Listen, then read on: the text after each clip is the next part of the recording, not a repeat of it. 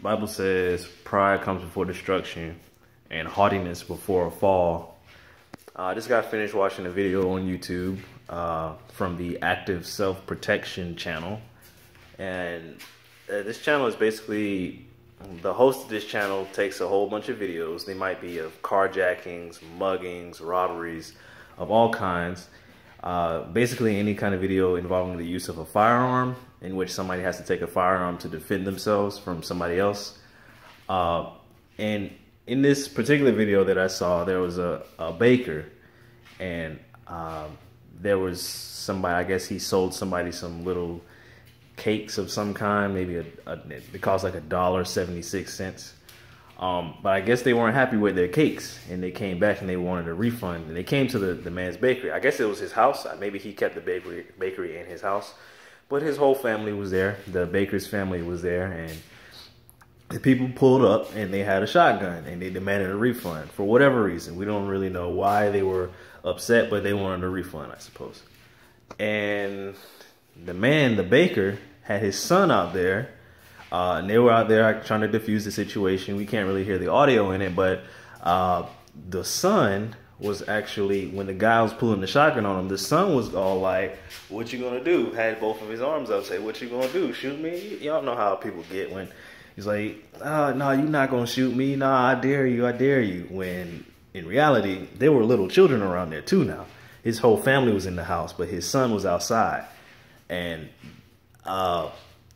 long story short, the guy actually ended up getting shot with the shotgun in his arm and took a whole chunk of his arm out. It went all the way through the bone. And the video is not censored. You could see the hole. You know, he got hit pretty good. And when he got hit, he just kind of stood there. And then he looked over in shock. It's like he was trying to take hold of reality. Like, wow, I did not think this guy was going to shoot me. But in reality, that could have been avoided. His pride got in the way. They were having an ego battle out there over $1.76 bakery cakes. And I don't imagine he's going to have use of that arm. I mean, the way it looked, I imagine the muscles and the blood vessels all running through, and some of the bones might have been cracked. So if he doesn't have that arm amputated, I don't think it'll be functional. It might be a withered arm, but man, it all could have been avoided if they didn't try to have an ego battle. And that's why I said pride comes before destruction and haughtiness before a fall. Sometimes you gotta pick your battles. You can't let your ego get in the way. You can't let your pride get in the way of everything. And you may be right in the situation, but at the end of the day, it's all about loving people. And sometimes you gotta apologize even though you didn't do anything wrong. And that's love, because that takes humility.